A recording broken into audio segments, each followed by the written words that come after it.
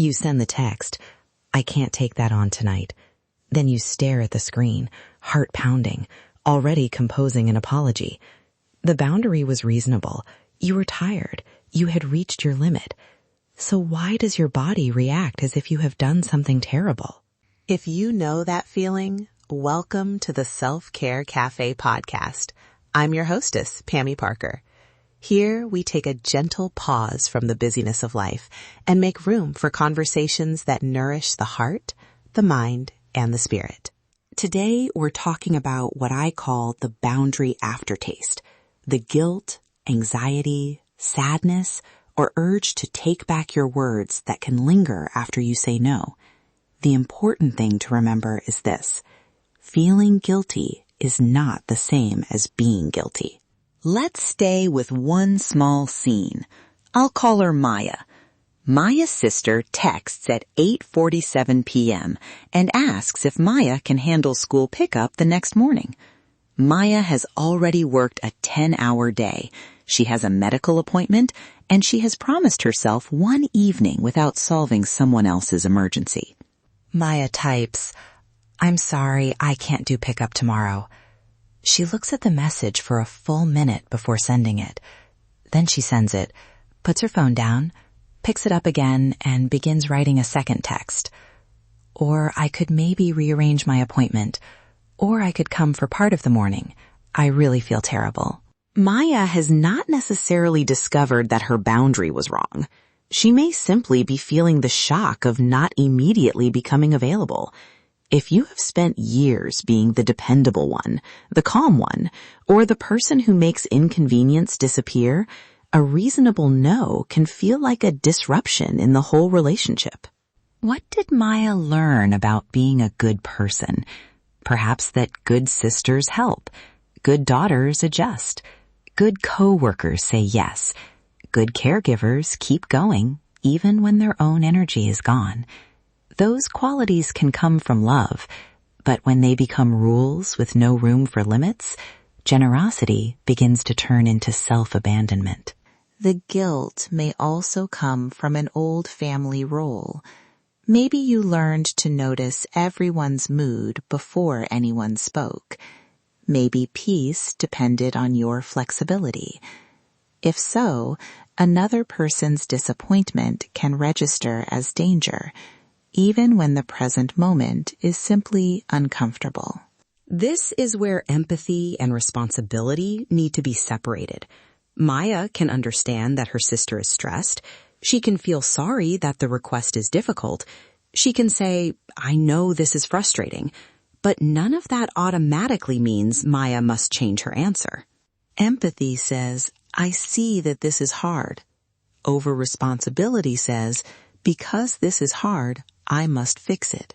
Those are different messages. You can care about someone's feelings without taking ownership of every feeling your choices create. Now, we do want discernment. Guilt is not proof that every boundary is healthy. Sometimes we speak sharply. Sometimes we break an agreement or avoid a responsibility. Sometimes our limit is reasonable, but our delivery causes avoidable harm. Self-compassion does not mean skipping accountability. So let's return to Maya and review what actually happened. Not what her guilt predicts, not what her sister might think. What did Maya say? She said she could not do pickup. Did she insult her sister? No. Did she promise to help and then withdraw at the last moment? No. Did she ignore an emergency she had agreed to handle? No. The facts are simple. Maya was unavailable, and she communicated that. The next question is, what value was she protecting? In her case, it was her health, her appointment, and the promise to stop treating rest as something she had to earn. Then comes the question that often changes everything. What outcome was Maya trying to control? She may have hoped her sister would understand immediately, approve of the reason, and feel no disappointment at all. Those are understandable hopes. They are also outside Maya's control. Your responsibility is to communicate with reasonable honesty and care. Another person has responsibility for deciding how to respond. You can influence the tone of a conversation, but you cannot manage the emotional weather that follows it. Finally, ask whether repair is actually needed. If Maya had snapped, "Your childcare problems are not my problem," she might want to repair the delivery. She could say, "I'm sorry I spoke sharply. I still can't do pickup tomorrow, but I want to answer you respectfully." The apology changes the way she communicated. It does not require her to erase the limit. But if Maya simply said, "I can't do pickup tomorrow," and the guilt arrived afterward, she may not need to repair anything. She may need to sit with the unfamiliar feeling of not rushing in. That feeling can be intense without being an emergency. And what happens when the request comes back with pressure? Imagine Maya's sister replies, "You always do this to me. I guess I know where I stand." Maya's stomach drops. Her first impulse is to explain every detail of the appointment, her exhaustion, and the whole history of their relationship. She might answer, "I hear that you're frustrated. I'm still not available tomorrow." Or, "I understand this is difficult, and my answer is still no." That sentence may not prevent further pressure. It is not a magic spell. Its purpose is to keep Maya connected to what she has already decided. If the conversation continues, she can repeat herself without building a courtroom case. "I've shared what I'm able to offer. I'm not available for that. I'm going to step away from this conversation now." Kindness does not require endless access, and clarity does not require a perfect explanation. Of course, not every relationship makes boundary setting equally safe. If someone responds with intimidation, threats, retaliation, or controlling behavior, the answer is not always a better sentence. Your safety and your material reality come first. If that is part of your experience, consider confidential support from a trusted professional, counselor, advocate, or local support service. You do not have to navigate coercion alone. For a moment, let's practice staying with the aftertaste instead of obeying it. If you are driving, keep your attention on the road. If you are able, let your shoulders soften and allow both feet to meet the floor. Take a comfortable breath in. Let it leave without forcing it. Notice where the feeling lives. Perhaps there is tightness in your throat, a flutter in your chest, heaviness in your stomach, or restlessness in your hands. You do not have to fix it. You can simply notice. Guilt is here. Fear is here. Discomfort is here. And I am here too. Bring to mind the limit you set, gently.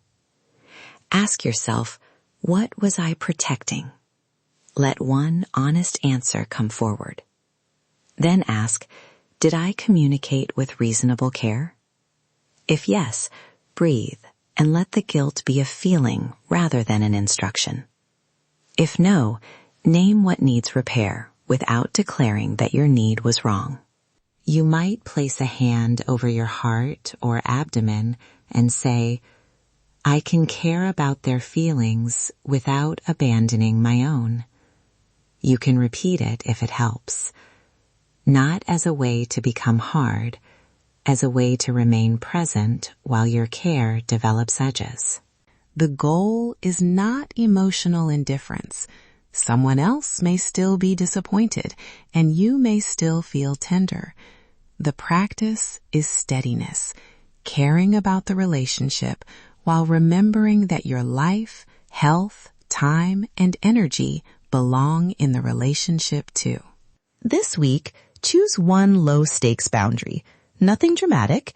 You might wait before answering a message, decline an optional task, leave an event when you plan to leave, or say, let me check my calendar before I commit. Give yourself a little space between the request and your answer. Afterward, notice what happens. What does your mind predict? What does your body feel?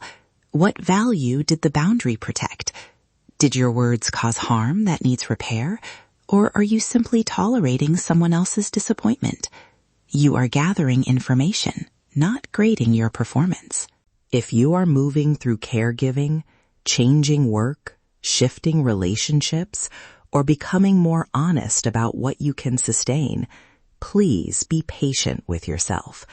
A no that feels uncomfortable is not evidence that you are failing. You may be learning, one honest choice at a time, to trust your own word.